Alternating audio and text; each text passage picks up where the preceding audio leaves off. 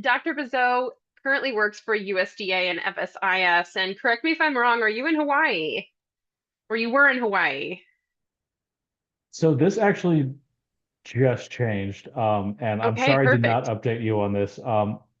I have just started my role as an assistant professor of epidemiology and One Health at Lincoln Memorial's new university in Orange Park, Amazing. or new Congratulations. campus. Thank you, So, thank you. everyone, this is a great example of your public health degree can take you from FSIS into academia very easily. So, this is a really nice example of how broad spectrum public health really is. Um, Dr. Vizeau, I would like to, in that case, since we have hot off the press information from you, let you introduce yourself. Tell us a little bit about who you are. I did give a little bit of a spoiler, and you've given one too, that you're now in academia, but we'd love to hear a little bit more about what you're doing currently. What is your new role? Yeah, so they're opening up a new vet school in Florida, that being them being Lincoln Memorial University. So I'm basically gonna be the person here who teaches the One Health and epidemiology and public health related coursework, as well as some of the things to get students into research, which I also like to keep up with. I did my basically all of my training in Iowa, that being my undergraduate, my DVM, as well as my MPH at both Iowa State University as well as University of Iowa for the MPH. Graduated in 2021 with the MPH and DVM. Then I went to USDA FSIS, as was previously mentioned. That wasn't Florida. I'm sorry, that wasn't Hawaii. That wasn't Hawaii. Okay. Specifically on the island of Maui. So, uh, yeah, no complaints about that. But it just just a very good opportunity opened up with this, and sort of I jumped to take it. I try to stay involved in like organizational leadership or organized vet med, if you will, as well as like kind of scholarly activity. I'm currently the president-elect of the National Association of Federal Veterinarians, which puts kind of us at the crossroads, which I guess puts me at the crossroads of um, like workforce issues and like legislative advocacy, as well as, of course, like science-based practice, science-based public practice. Um, the sort of scientific, scholarly stuff I mostly try and focus on is typically kind of broadly One Health, workforce-related issues, antimicrobial resistance, um, kind of gender equity, and how that plays into workforce issues as well. Um, that's me in about like 2 minutes or 3 minutes or whatever that was. But I'd be happy to go into more detail as circumstances demand. Yeah, thank you so much. You have clearly a broad range of interests and skills, and we'll definitely have time to get into that. We've been asking all of our speakers to go a little bit in reverse and start at the beginning. If you could share your story about how you decided to become a veterinarian, when that was, if there was a motivating factor, we'd love to know. Definitely. So going way back, I guess, well, I mean, maybe not as far back as I could, but back to like high school, I had the opportunity to visit a veterinary clinic with actually my aunt and uncle, who were some of the only people who I knew who had horses. And we were at this we went to this mixed animal practice, and I just saw that this person was able to do such a wide sort of variety of things, and that really clicked with my um, I guess kind of short attention span, and just the ability to do a bunch of different things within the scope of a single job that really appealed to me. And my most of my family works in like health as well, so that was sort of just like a natural marriage of all those different factors. So I went to Iowa State undergrad, um, and I was pretty set at that point on large animal. I wasn't actually from a rural background myself, more so suburban one. Um, but by the back end of my undergraduate experience, I had more so kind of focused on public health and additionally One Health kind of within that or adjacent to that, if you will.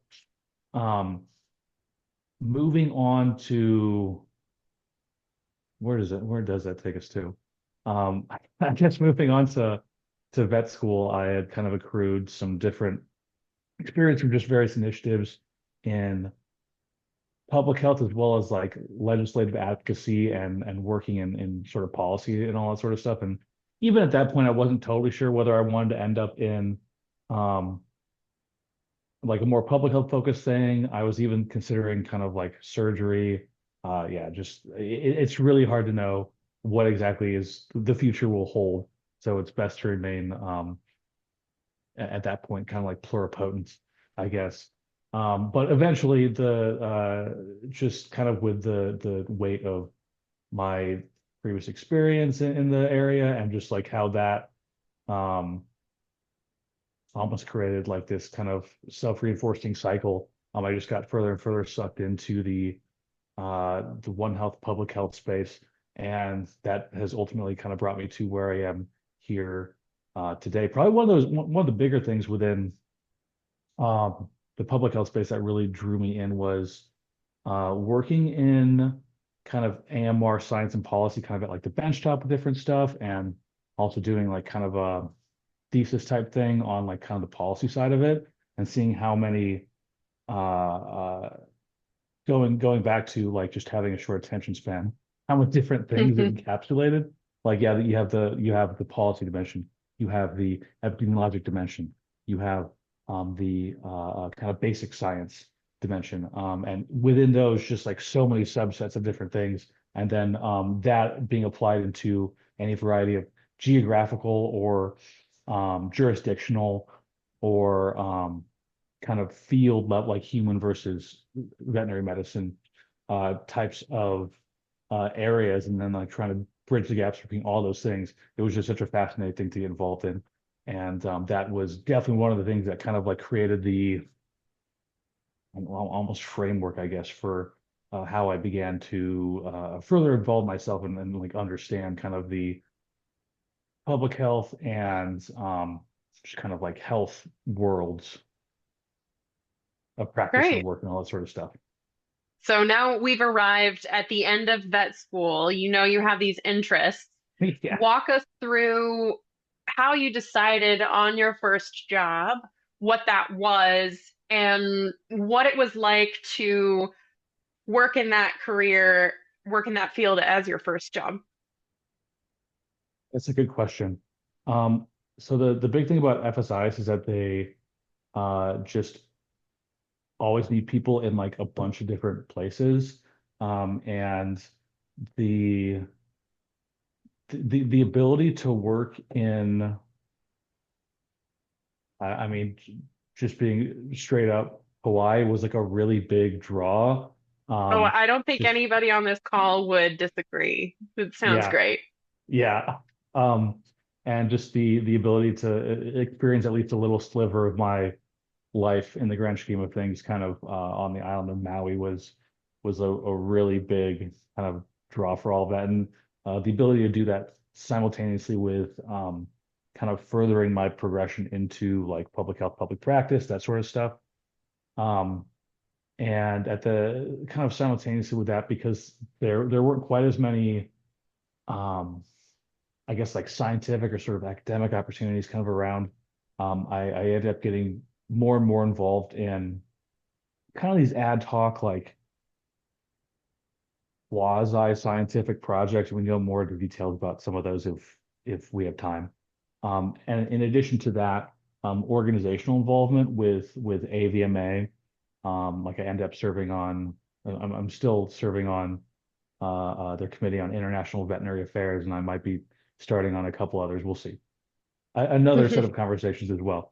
And also getting involved in NAFV, which is like my sort of, main membership association anyways. being a having been a federal veterinarian, and then eventually kind of I guess ranking up to the presidency elect or president electship, however you want to put it. They became kind of these natural pipelines basically to, I guess, get more involved.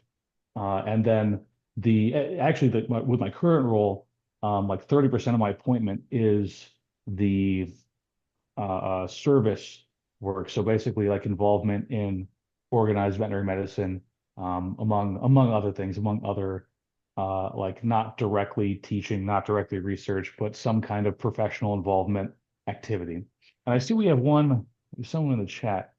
Expand on what I did, Maui. Yes, great question. Um, Yeah, there may be people who don't know what FSIS is. So if you could just give us a hmm. deep dive into what that branch of federal work even is. So what I did in Maui was actually within the scope of my role as a supervisory public health veterinarian. Was another thing that was kind of unique and just very fortunate for myself to kind of happen upon. So in general, a supervisory public health veterinarian oversees a team of folks typically comprised of consumer safety inspectors or CSIs. It takes a long time for that not to be crime scene investigation anymore in my head, in one's head, as well as food inspectors, FIs. Uh, in the scope of their operations, overseeing basically federally inspected food safety or food uh, uh, producing and processing meat operations. And so there were like six, eventually seven of these facilities and a team of three people that I was overseeing doing this. And so as a veterinarian, you're predominantly responsible for overseeing the uh, that humane handling, as it's called, regulations are being followed in the course of animal slaughter, as well as um, just overall kind of like food safety system, because it's very much like a systems approach. Um, is how just like modern food safety infrastructure is kind of structured. And in addition to that, if you have basically if you have a sick animal, you're kind of called in to do essentially like an anatomic pathology sort of inspection And this to is essentially determine post-slaughter, post slaughter. I would Yes, say. thank Yeah. you. Yes, to determine whether or not it's this carcass is to go into commerce or not. So in my specific role in Maui, they have most on Maui, a little bit on some of the surrounding islands. They have a very sizable invasive axis deer population, which is a unique species of deer originated from South Asia. And there's like this is another set of conversations. There's there's tens of thousands of them, I'm just going to say, on the island of Maui, as well as on nearby Molokai, as well as on nearby Lanai. And there's various operations that relatively uniquely are actually set up to um, hunt them from the wild and then put them into commerce. There's a couple operations that are essentially farmed deer that like have them kind of like in very large pens and they're um, sort of legally and just kind of operationally more or less treated as like semi-feral cattle. But this is like totally wild. And I'm not allowed, I'm only allowed to talk about stuff that these operations have volunteered themselves to the public. And luckily, some of them have very robust kind of social media operations, which gives me kind of broad bandwidth with that. But long story short, over the course of 3.5 years doing that, I've been able to do about what is it, over 40,000 axis deer necropsies. Oh, Um, wow. yeah, uh, which is really cool. And you see, they're surprisingly very healthy. Um, and it's really cool to see how basically an exotic species of deer works at that kind of population scale. Absolutely. This is a Yeah. bit rogue because this is a question that I'm interested in, but are you Go for aware it. of any other facilities in the contiguous US where wild animal populations are being funneled through slaughterhouses that are overseen by FSIS? I haven't heard of that before. That's really interesting. Yeah, let me tell me if this doesn't answer the question. But the way that like very broadly this is legally set up in the US and Canada, and I'm not sure if Mexico is the same, but they have the North American model of wildlife conservation, which basically dictates that the wildlife is essentially a public good, and it's not to be used for like they're not to be used for sort of private or commercial interests. And the main exceptions to that are when you have um, and I'm not a lawyer, this is not legal advice. Um, the main exceptions to that are when you have invasive species.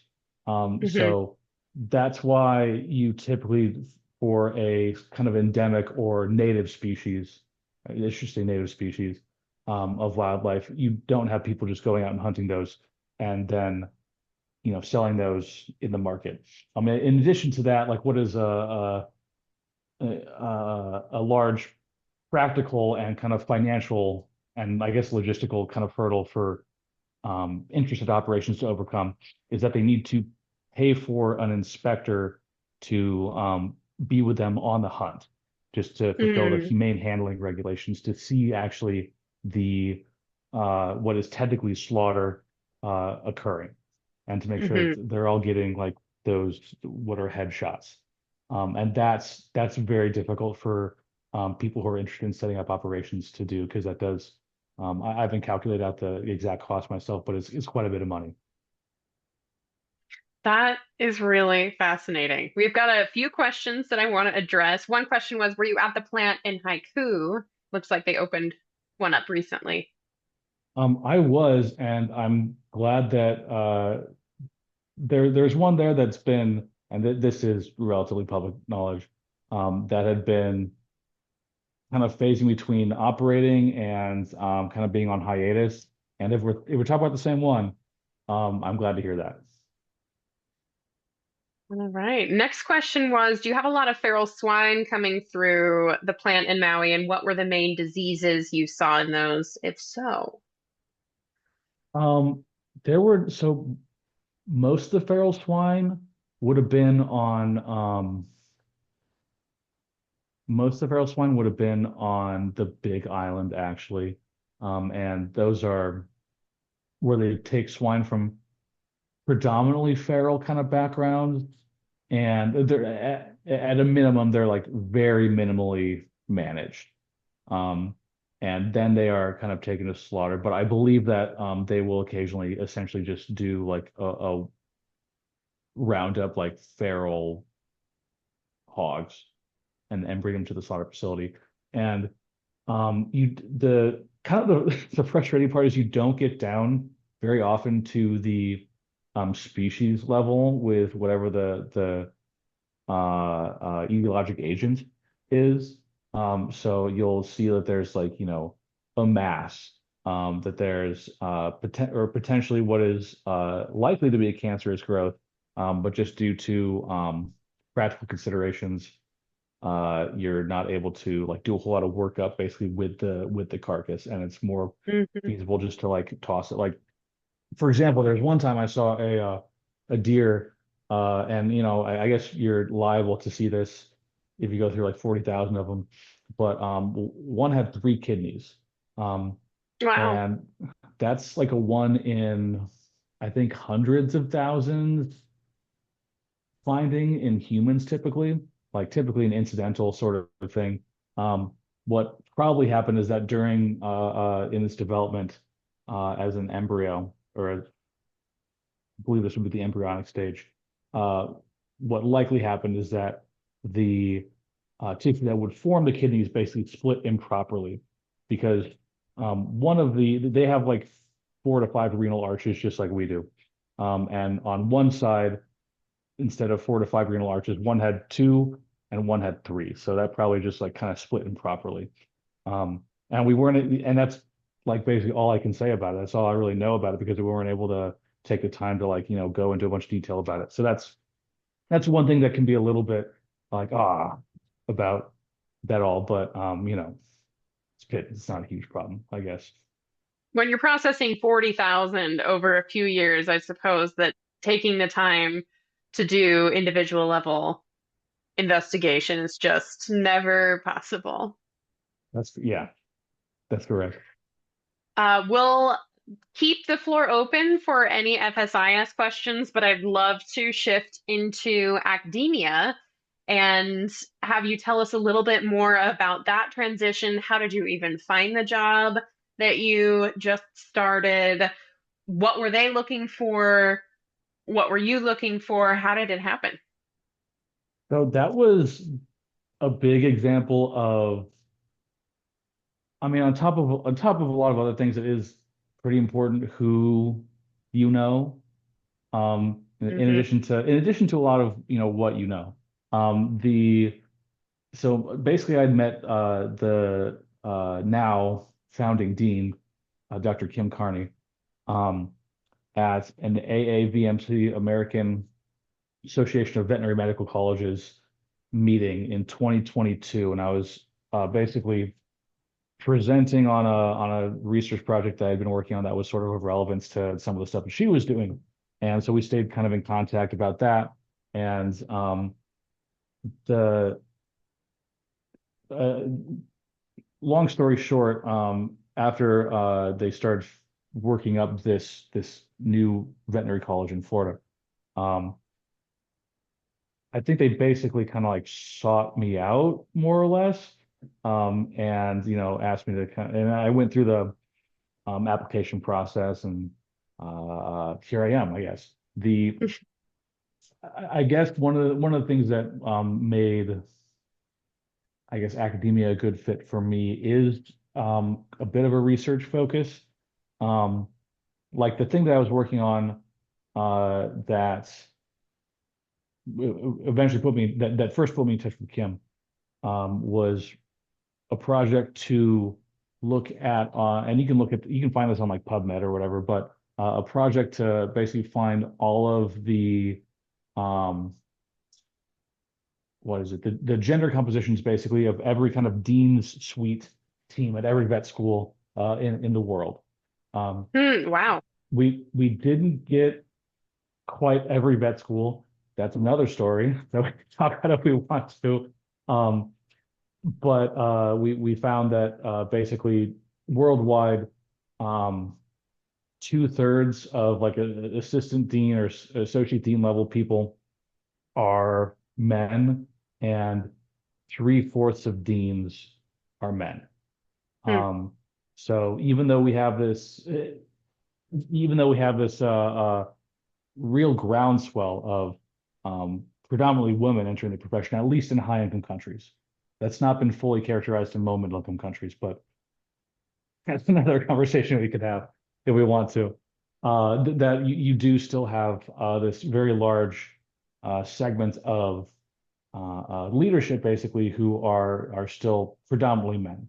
Um, and so that's just one kind of track of research that I kind of focused on.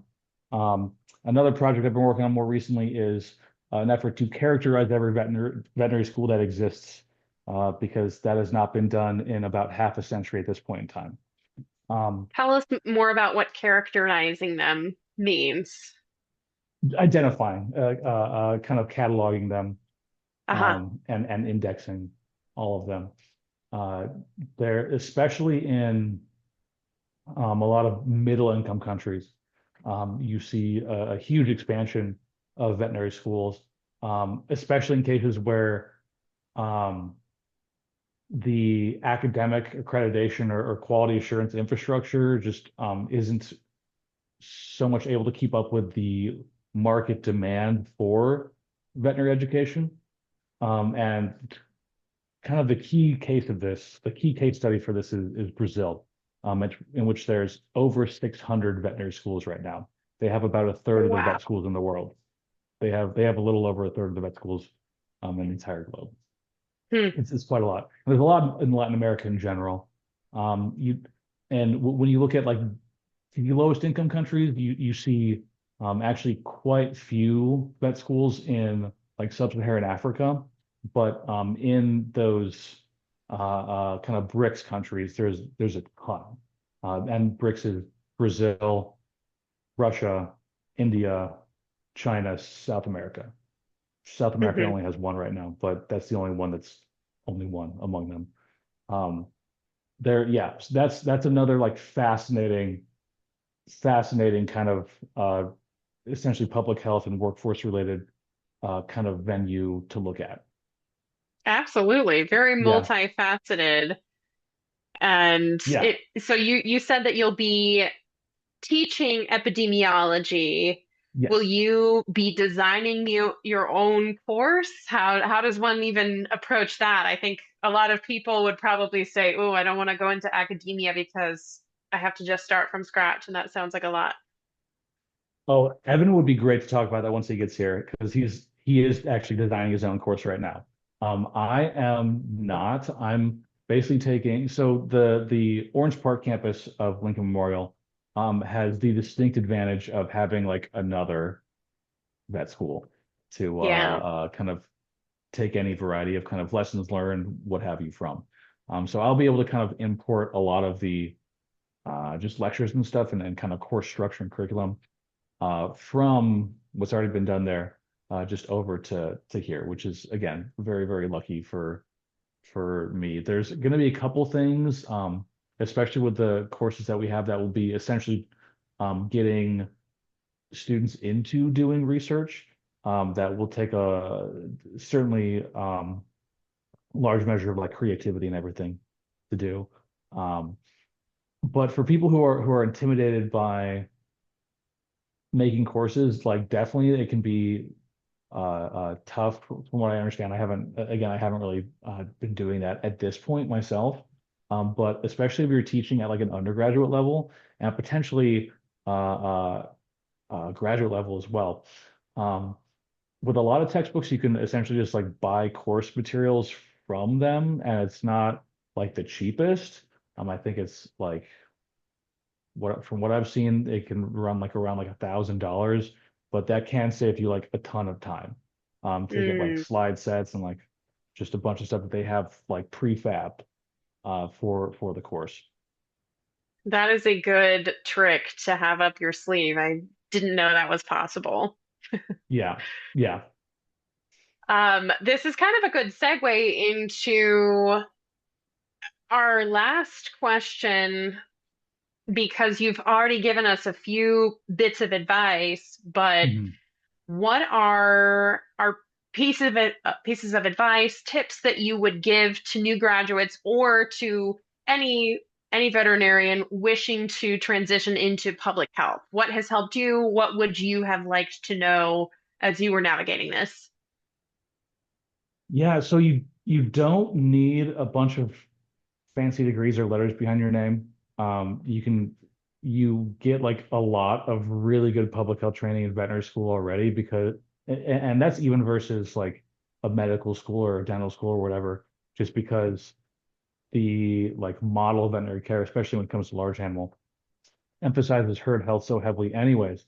And that's one like distinct advantage of veterinary, at least in the United States, like a veterinary curriculum versus kind of the human counterparts, is that ability to have this, maybe not mastery, but certainly a robust comprehension of important public health concepts, just because there are really large like herd and population health uh, matters to be dealt with within the scope of common veterinary practice anyways. Um, at least more so than you would typically expect to see in a lot of like human health kind of practices. Um, and certainly getting a degree in like public health helps. Honestly, especially if you're wanting to dig a bit more into like the math on some of the more technical features of it. Um, or get sort of connected more into the public health scene also. Some of the, and there's a variety of ways to do that. Some of the most successful people who I've seen in the kind of veterinary public health space have not done a DVM MPH program. So, many have, but some people have basically decided they want to, go and practice for a while, and then they'll go and get their MPH. And by that point, they might have like a pretty beefy like resume already being a health practitioner, and that lets them get into like kind of or that sets them up really well to get into a top tier kind of public health school like Johns Hopkins or TH Chan or Yale or what have you. And then they're kind of off to the races from there because those are some of the best public health schools in the world. Um, not cheap, but some of the best public health schools in the world nonetheless. Um, but you don't need even any of that. Like so much of this stuff can be uh, like really self-taught, honestly. And even talking to some of the people who have gone to those elite institutions, a lot of times they'll say that like one of the main benefits of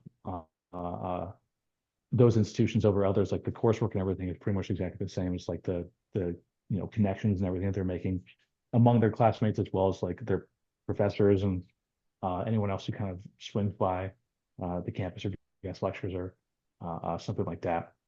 One thing I'm still trying to like ascertain, like to this day, is how much like your institution that you graduated from matters. I guess like veterinary medicine in general is where like traditional matter, conventional yeah, matters of um kind of like class and like what is like a really prestige institution like go to die basically because Hmm. it's so often the case that like the best colleges are just like really old land grant institutions because those are the hubs of agriculture that give rise to the need for really robust evidence-based veterinary medicine in the first place.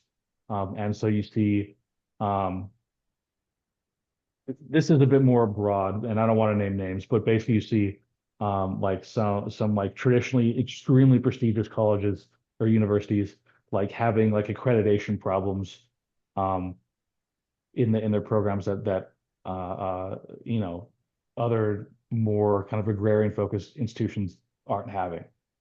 Um, so there's that. And that can be a little bit different when you're talking about like, those MPH, whatever degrees. And whenever I look at like who's working at like WOA, that is the World Organization for Animal Health or WHO, uh, like what their provenance is and where they're sort of graduating from and how much they care about how much it seems like they cared about where the person graduated from. But that's honestly still something that I am not super sure about to Hmm. this day.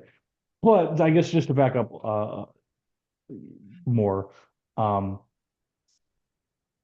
a lot of stuff is really superficial, and you can like you've already proven yourself for a lot of the people who are in the field that you're able to learn if you put yourself to it. And there's so many resources available on the internet or just by like throwing yourself, in kind of head first to whatever kind of project or task, um, whatever your practice, whatever a relevant nonprofit has sort of made available to you, or whatever you brought to them that you want to work on. And then you have the opportunity to learn by doing in a lot of cases. Uh, uh, and honestly, I think that you could talk about that maybe a lot more than me, from what I've seen from your work. Uh, well, yeah, not, I don't want to sound too much like if you believe it, you can achieve it, but honestly, it is kind of like that. It is a lot And like I that. think you mentioned this before, but continuing to keep up connections with people you meet throughout your school, after school career really does pay off. And networking is so important. And sometimes you'll learn about opportunities that aren't even posted because of the people you know. And they'll remember you and reach out when they have something in mind for you. In the interest of time, I'd like to offer this space to anyone on the call. You're welcome to ask Neil any questions. I'm sure that he'd be happy to answer them. Neil, if you're comfortable with it, would you mind sharing your email address with people in the chat? So if Yeah. they think of something later, they can shoot you a message. But I want to thank everyone again for being on the call. And please, if you have any other questions for Neil, this is a great time. You have his full attention. If there aren't any other questions, then Neil, thank you so much. It looks like Evan won't be able to join us tonight, but if anyone had specific questions for Evan after reading his bio, please feel free to email me, and I will get you in touch with him. But Neil can also get you in touch with him. The world is small, and we both know Evan Griffith. Yeah. We could get enough. Oh, all right. If there are no questions, then I will let everyone enjoy what is left of your evening. Thank you again for tuning on. I hope you found this helpful. And Neil, thank you so much for sharing your story. You ticked both academia and federal work in one fell swoop. So that was really, really helpful too. It kind of worked out. Evan was supposed to represent that, but you were able to as well. All I right. appreciate it. Have a good night, everybody. Thank you. Thank you.